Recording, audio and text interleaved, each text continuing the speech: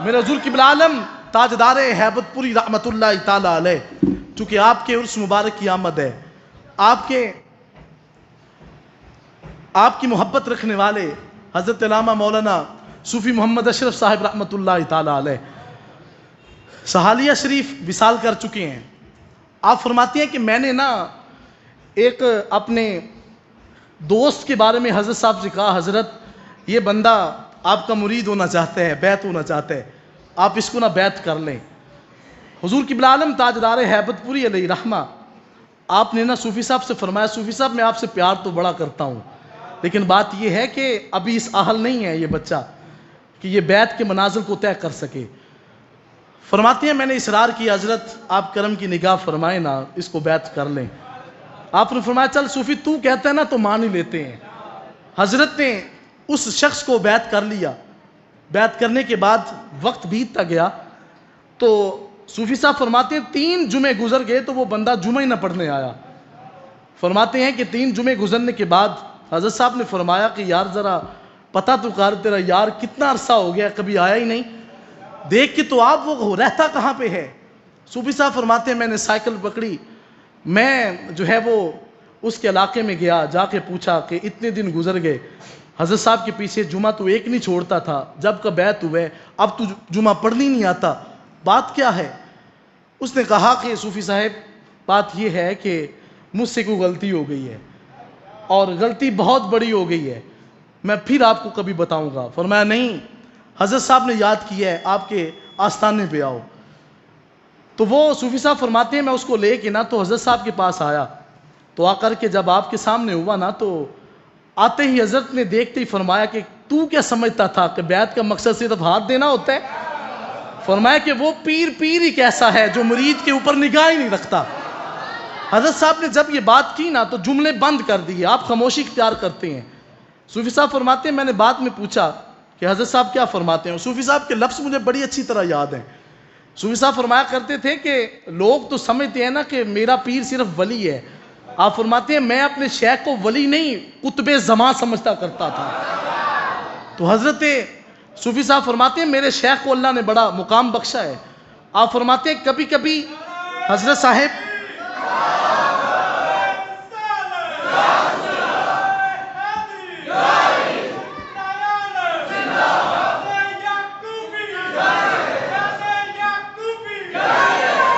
صوفی صاحب فرماتے ہیں کہ میں کبھی کبھی حضرت صاحب کے پیچھے آپ کے سامنے کھڑا ہوتا تو آپ سوئے ہوتے تھے چارپائی کے اوپر اور خراٹوں کی آوازیں بھی آ رہی ہوتی تھیں۔ صوفی صاحب سے فرماتے ہیں کہ میں اللہ کی قسم اٹھا کے کہتا ہوں کبھی کبھی ایسا بھی ہوتا تھا کہ چارپائی کے اوپر کوئی شے نظر نہیں آتی تھی۔ فرمایا ایک دن میں نے حضرت صاحب سے پوچھ لیا حضرت صاحب آپ کبھی کبھی چارپائی پہ ہوتے ہی نہیں؟ تو آپ نے کہا صوفی چپ ہو جا، کچھ باتیں بتانے والی ہوتی ہیں کچھ نہیں بتانے والی ہوتی۔ عرض کی حضور بتایا جائے کہ یہ بات ہے کیا؟ آپ فرماتے ہیں کہ میں جب تجھے نظر نہیں آتا تو میں ہیبت پور میں ہوتا ہی نہیں۔ عرض کی حضور آپ کہاں ہوتے ہیں؟ فرمایا میں گنبد خضرا کا طواف کر رہا ہوتا ہوں۔ آپ کا شیخ کو تھوڑے مقام والا نہیں ہے، آپ کے شیخ کا بڑا مقام ہے۔ حضرت ذی وقار تو میں بات کر رہا تھا، حضرت خواجہ حسن بصری علیہ رحمہ آپ کے پاس ایک حافظ قرآن حاضر ہوتے ہیں، ابو عمر ان کا نام تھا۔ حاضر خدمت ہوئے حضرت خواجہ حسن بصری رحمت اللہ تعالی علیہ کے پاس، تو حضرت ابو عمر جو ہیں وہ حافظ قرآن تھے، قرآن پڑھا کرتے تھے۔ تو حضرت ابو عمر فرماتے ہیں کہ ایک دن ایسا ہوا کہ میرے پاس ایک بڑا خوبصورت سا بچہ آیا، تو حافظ قرآن تھے، فرماتے ہیں کہ میری نیت خراب ہوئی، جب میں نے اس بچے کا ہاتھ پکڑا تو ذہن کے اندر سے سارے کا سارا قرآن محو ہو جاتا ہے، بھول جاتا ہے۔ حضرت امام غزالی فرماتے ہیں کہ یہ جو علم ہے خدا کا یہ نور ہوتا ہے، اور فرمایا کہ خدا اس نور کو اس دل میں دیتا ہے جس دل کی صفائی ہوتی ہے، ہر بندے کو یہ نور نہیں عطا کیا جاتا۔ حضرت امام غزالی تو میں بات کر رہا تھا، خواجہ حسن بصری کی بارگاہ میں حضرت ابو عمر پہنچے اور جا کے کہا حضور آپ میرے شیخ ہیں، دعا کریں کہ مجھے قرآن یاد ہو جائے۔ آپ فرماتے ہیں کہ یہ غلط خیال نہ لایا کر اپنے ذہن کے اندر۔ حضرت خواجہ حسن بصری فرماتے ہیں تو ایسا کر کہ تو مکہ چلا جا، بصرہ سے مکہ شہر کے اندر چلا جا، وہاں پہ مسجد نحیف ہے اور وہاں پہ ایک بابا جی بیٹھے ہوں گے، ان بابا جی سے کہنا کہ مجھے میرا قرآن یاد کروا دیں۔ حضرت خواجہ حسن بصری رحمۃ اللہ تعالی علیہ کا مرید وہاں سے اٹھتا ہے. اس کو یہ تھا کہ میرا شیخ صرف میرا ہی شیخ ہے، شاید اس کا مقام ہی کوئی نہیں ہے. حضرت خواجہ حسن بصری کا مرید اٹھتا ہے، جا کر کے آپ نے جب مسجد نحیف میں پہنچے تو جا کر کے وہاں پہ دیکھا کہ وہ بزرگ نماز پڑھا کر کے فارغ ہوتے ہیں. تو اس مسجد کے اندر نا ایک بڑی خوبصورت شخصیت بھی تشریف لاتی ہے. مسجد کے ایک کونے میں بیٹھ جاتے ہیں اور جا کر کے جب ان کے سامنے وہ بیٹھے تو جا کر کے عرض کی حضرت مجھے نا قرآن یاد کروا دیں. انہوں نے کہا اچھا قرآن یاد کرنا ہے. ہاتھ اٹھائے، مالک اس بندے نے توبہ کر لی ہے، اس کو قرآن یاد ہو جائے. جب اس مسجد کے امام نے یہ دعا مانگی نا تو قرآن یاد ہو جاتا ہے. یاد ہونے کے بعد ابو عمر سے امام صاحب نے پوچھا کہ تجھے یہاں پہ بھیجا کس نے ہے؟ عرض کی حضور مجھے نا حسن بصری نے بھیجا ہے، میں ان کا مرید ہوں، وہ میرے شیخ ہیں. وہ بزرگ جو امامت کا مسئلے کے اوپر جو ڈیوٹی سر انجام دے رہے تھے، انہوں نے کہا جب حسن بصری نے ہمیں نہیں نہ چھوڑا تو ہم حسن بصری کو بھی نہیں چھوڑیں گے. فرمایا کہ تو نے دیکھا تھا نا کہ نماز کے بعد یہاں پہ ایک شخص آیا تھا جس کی سفید داڑھی تھی، جس کے اوپر جو ہے وہ رومال لپیٹا ہوا تھا. فرمایا حضرت میں دیکھتا ہوں. فرمایا پاگل انسان اتنی دور بصرے سے مجھ سے دعا لینے آیا ہے، وہ تیرا ہی شیخ حسن بصری تو تھا جو بصرہ کے اندر نماز پڑھنے کے لیے آیا ہے. تو ذات ذی وقار ہمارا شیخ کوئی چھوٹا شیخ نہیں ہے، وہ ہستی ہے جو سرزمین ہیبت پور میں بیٹھ کر مدینہ کی سیر کر لیتے ہیں. یہ صاحب عرس کا مقام میں بیان کر رہا ہوں. تو ذات ذی وقار میں بات کر رہا تھا.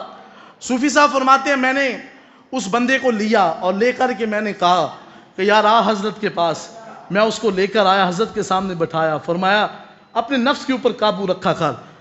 اتنی بات کی، خاموشی اختیار کر لی. صوفی صاحب فرماتے ہیں میں نے بعد میں اس کو پوچھا کہ معاملہ کیا ہے. دوست تھا، اس نے بات کر دی. اس نے کہا یار اللہ کی قسم ہے حضرت نے تو کمال ہی کر دی ہے. اتنا خلق، اتنا کرم، مجھے تو لگتا تھا کہ حضرت آج کے بعد کبھی سینے سے نہیں لگائیں گے. یہ شیخ وہ ہوتے ہیں جو حضور کی سنت کے پہرے دار ہوتے ہیں. یہ لاکھوں جو ہے وہ گناہوں کی دلدل میں پھنسا ہوا بھی بندہ آ جائے تو وہ اس کو کبھی ٹھکراتے نہیں ہیں، یہ اپنے سینے سے لگاتے ہیں. حضرت کی بارگاہ میں وہ شخص عرض کرنے لگا. فرماتا ہے کہ ہوا یہ کہ میں ایک دن کھیتی کر رہا تھا اور دوران کھیتی ایک خوبصورت خاتون آئی اور میرا دل اس کی طرف جب مائل ہوا میں نے اس کے ہاتھ کو پکڑا. فرمایا کہ جب میں نے ہاتھ کو پکڑا تو میرے سامنے حضرت صاحب آ کر کے فرماتے تو سمجھتا ہے کہ میں پہنچ ہی نہیں سکتا؟ تجھے یہ لگتا ہے کہ حضرت صاحب آ ہی نہیں سکتے؟ کمبخت انسان، تو دنیا کے کسی خطے میں بیٹھ کر اگر گناہ کا ارادہ کرے گا، شیخ کیسا ہے جو بازو کو پکڑ کر انسان کو گناہ سے روک نہیں دیتا. تو ذات ذی وقار شیخ طریقت کا سب سے بڑا مقصد یہ ہوتا ہے کہ وہ انسان کو گناہ سے پاک کرتا ہے، دل کو گناہوں کی آلودگی سے مبرہ اور مصفہ اور مطہر کرتا ہے. تو ذات محترم اپنی بات کو اختتام کی طرف لے کے جاتا ہوں. حضور قبلہ عالم اس ہستی کا عرس مبارک جس کی آمد ہے. بابا فرید الدین گنج شکر نے ایسے نہیں کہہ دیا تھا کہ اٹھ فریدہ ستیا تے عرس ویکھن جا، اٹھ فریدہ ستیا تے عرس ویکھن جا، جے کوئی تینوں بخشیا ملے تے تم ہی بخشیا جا. حضرت ذی وقار اپنی اولاد کی اگر آج اصلاح چاہتے ہیں، ان اللہ والوں کے قدموں میں ان کو بٹھائیں، ان اللہ والوں کی صحبت میں ان کو رکھیں، ان اللہ والوں کے قدموں کے ساتھ ان کو جوڑ دیں. یقین کریے گا ہر شخص جو ہے آج وہ گمراہی کی طرف مبتلا ہو رہا ہے. اگر آج چاہتے ہیں کہ ہماری اولادیں گمراہی سے بچ جائیں تو ان اللہ والوں کے ساتھ ان کو ملا دیں. میرے شیخ طریقت فرماتے ہیں سعد صحبت مرداں دی بہت چنگی، مرد برے نو نیک بناون دینے، مرد رب دینے جو ولی اللہ، تیر نکلے نو واپس لے آون دینے. آپ فرماتے ہیں نظر کیمیا جنہاں نو رب بخشی وہ تے موئے نو زندہ کر دکھاون دینے، قدم چم یعقوب اللہ والیاں دے، پھڑ چور نو کتب بناون دینے.